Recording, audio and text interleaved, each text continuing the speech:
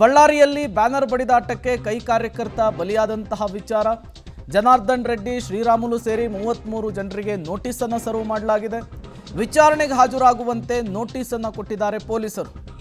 ಜನಾರ್ದನ್ ರೆಡ್ಡಿ, ಶ್ರೀರಾಮುಲು, ಸೋಮಶೇಖರ್ ರೆಡ್ಡಿ ಸೇರಿದಂತೆ ಮಾಜಿ ಶಾಸಕರಾದಂತಹ ಸುರೇಶ್ ಬಾಬು, ಅವರ ಆಪ್ತ ಅಲಿ ಖಾನ್, ಒಟ್ಟು 33 ಜನರಿಗೆ ನೋಟಿಸ್ ಅನ್ನು ಸರ್ವ್ ಮಾಡಿರುವಂತಹದ್ದು. ಮತ್ತೊಂದು ಕಡೆ ಗಲಭೆಯಲ್ಲಿ ಭಾಗಿಯಾಗಿದ್ದ ಕೈ ಕಾರ್ಯಕರ್ತರಿಗೂ ಕೂಡ ನೋಟಿಸ್ ಹೋಗಿದೆ. 30ಕ್ಕೂ ಹೆಚ್ಚು ಕಾಂಗ್ರೆಸ್ ಕಾರ್ಯಕರ್ತರಿಗೂ ಕೂಡ ಪೊಲೀಸರು ನೋಟಿಸ್ ಅನ್ನು ಸರ್ವ್ ಮಾಡಿದ್ದಾರೆ.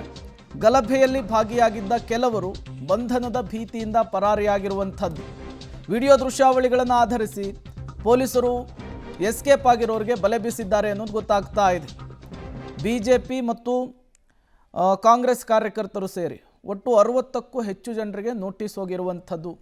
ಬಟ್ ಸತೀಶ್ ರೆಡ್ಡಿಯ ಆಪ್ತ ಗನ್ಮ್ಯಾನ್ಗಳಿಂದಲೇ ಈ ಶೂಟೌಟ್ ಆಗಿದೆ. ಇಲ್ಲಿಯವರೆಗೂ ಕೂಡ ಸತೀಶ್ ರೆಡ್ಡಿ ಎಲ್ಲಿದ್ದಾರೆ, ಅವರನ್ನು ವಿಚಾರಣೆಗೊಳಪಡಿಸುವಂತಹ ನಿಟ್ಟಿನಲ್ಲಿ ಪೊಲೀಸರು ಮುಂದಾಗಿಲ್ಲ. ಒಟ್ಟು 60 ಜನರಿಗೆ ನೋಟಿಸನ್ನು ಕೊಟ್ಟಿದ್ದಾರೆ, ಅಲ್ಲಿ ಸಿಕ್ಕಂತಹ ದೃಶ್ಯವನ್ನು ಆಧರಿಸಿ. ಮತ್ತೊಂದು ಕಡೆ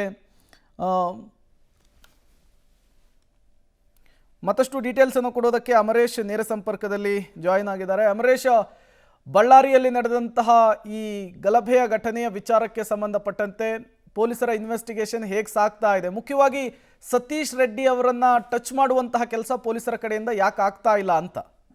ಪ್ರೇಮ್ ಕುಮಾರ್, ಸದ್ಯಕ್ಕೆ ಬಳ್ಳಾರಿಯಲ್ಲಿ ನಡೆದಂಥ ಗಲಭೆ ಪ್ರಕರಣಕ್ಕೆ ಸಂಬಂಧಪಟ್ಟಂತೆ 6 ಕೇಸ್ಗಳು ದಾಖಲಾಗಿತ್ತು. 6 ಕೇಸ್ಗಳ ಪೈಕಿ ಈಗಾಗಲೇ 26 ಜನರನ್ನ ಬಂಧಿಸಿ ನ್ಯಾಯಾಂಗ ಬಂಧನಕ್ಕೂ ಕೂಡ ಒಪ್ಪಿಸಲಾಗಿದೆ. ಆದರೆ ಅದಾದ್ಮೇಲೆ ಘಟನೆ ನಡೆದಂಥ ದಿನಗಳ ಸ್ಥಳದಲ್ಲಿದ್ದಂಥ ಒಂದಿಷ್ಟು ದೃಶ್ಯಾವಳಿಗಳನ್ನು ಆಧರಿಸಿ ಇದೀಗ ಪೊಲೀಸರು ಹಲವು ಜನರುಗಳಿಗೆ ನೋಟಿಸ್ ಕೊಡುವಂಥ ಕೆಲಸವನ್ನು ಮಾಡ್ತಾ ಇದ್ದಾರೆ. ಅದರಲ್ಲೂ ಕೂಡ ಪ್ರಮುಖವಾಗಿ ಬಳ್ಳಾರಿಯ ತಾಲೂಕು ದಂಡಾಧಿಕಾರಿ ಕವಿತಾ ಅವರಿಂದ ಸೆಕ್ಷನ್ 107 ಅಡಿಯಲ್ಲಿ ಕೇಸನ್ನು ದಾಖಲು ಮಾಡಿ ಬಳ್ಳಾರಿ ಬ್ರೂಸ್ಪೇಟೆ ಪೊಲೀಸ್ ಠಾಣೆಯಲ್ಲಿ ಮತ್ತೊಂದು ಕೇಸನ್ನು ದಾಖಲು ಮಾಡಿ ಈಗ 60ಕ್ಕೂ ಹೆಚ್ಚು ಜನರಿಗೆ ನೋಟಿಸ್ ಅನ್ನು ಕೊಟ್ಟಿರುವಂತದ್ದು. ಅಂದ್ರೆ ಅದರಲ್ಲಿ ಯಾರ್ಯಾರು ಘಟನೆಯಲ್ಲಿ ಭಾಗಿಯಾಗಿದ್ರು, ಕಲ್ಲು ಎಸೆಯೋದಾಗಿರ್ಬೋದು, ಕಟ್ಟಿಗೆ ಹಿಡ್ಕೊಂಡು ಪ್ರಚೋದನೆ ಕೊಟ್ಟಿರುವಂತದ್ದಾಗಿರ್ಬೋದು, ಈ ರೀತಿ ಗಲಭೆಯಲ್ಲಿ ಭಾಗಿಯಾಗಿರ್ತಕ್ಕಂಥ 60ಕ್ಕೂ ಹೆಚ್ಚು ಜನರಿಗೆ ಇದೀಗ 107 ಸೆಕ್ಷನ್ ಅಡಿಯಲ್ಲಿ ಈಗ ದೂರನ್ನ ದಾಖಲು ಮಾಡಿಕೊಂಡು ನೋಟಿಸ್ ಅನ್ನು ಸರ್ವ್ ಮಾಡಿರುವಂತದ್ದು. ತಕ್ಷಣದಿಂದಲೇ ತಾಲೂಕು ದಂಡಾಧಿಕಾರಿಗಳ ನ್ಯಾಯಾಲಯಕ್ಕೆ ಹಾಜರಾಗಬೇಕು ಖುದ್ದಾಗಿ ಅನ್ನುವಂಥ ರೀತಿಯಲ್ಲಿ ಒಂದು ನೋಟಿಸ್ ಅನ್ನು ಕೂಡ ಸರ್ವ್ ಮಾಡಿರುವಂತದ್ದು. ಹೀಗಾಗಿ ಕೆಲವೊಂದಿಷ್ಟು ಜನ ಯಾರ್ಯಾರು ಗಲಭೆಯಲ್ಲಿ ಭಾಗಿಯಾಗಿದ್ರು ಅವರೆಲ್ಲರೂ ಕೂಡ ಭಯದಿಂದ ಬಳ್ಳಾರಿಯನ್ನ ತೊರೆದು ಬೇರೆ ಅಜ್ಞಾತ ಸ್ಥಳಕ್ಕೆ ಹೋಗಿರುವಂತದ್ದು ಕೂಡ ಇದೀಗ ಗೊತ್ತಾಗ್ತಾ ಇರುವಂತದ್ದು. ಬಿಜೆಪಿ ಮತ್ತು ಕಾಂಗ್ರೆಸ್ ಎರಡೂ ಕಡೆಯಿಂದಲೂ ಸಹಿತ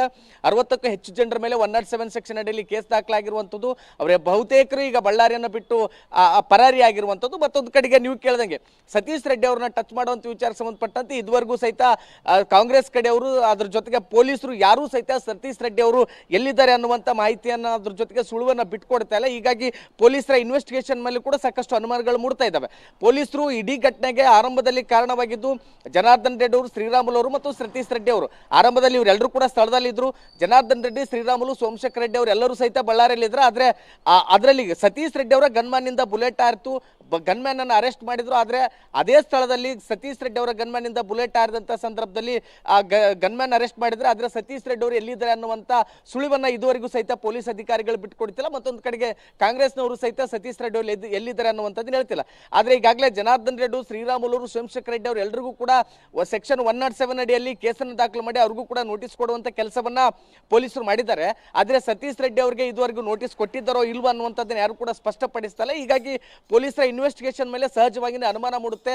ಇದುವರೆಗೂ ಕೂಡ ಸತೀಶ್ ರೆಡ್ಡಿ ಅವರು ಎಲ್ಲಿದ್ದಾರೆ ಅನ್ನುವಂತ ಸುಳಿವನ್ನು ಕೂಡ ಬಿಟ್ಕೊಡ್ತಲ್ಲ. ಹೀಗಾಗಿ ಎಲ್ಲ ಒಂದ್ ಕಡೆ ಆ ಪೊಲೀಸ್ ಇಲಾಖೆಯಿಂದನೇ ಸತೀಶ್ ರೆಡ್ಡಿ ಅವರ ರಕ್ಷಣೆ ನಡೀತಾ ಇದೆಯಾ ಅನ್ನುವಂತ ಅನುಮಾನಗಳು ಕೂಡ ಸದ್ಯಕ್ಕೆ ಮೂಡ್ತಾ ಇರುವಂತದ್ದು. Prem Kumar, okay, thank you Amaresh ತಮ್ಮೆಲ್ಲ ಮಾಹಿತಿಗಾಗಿ.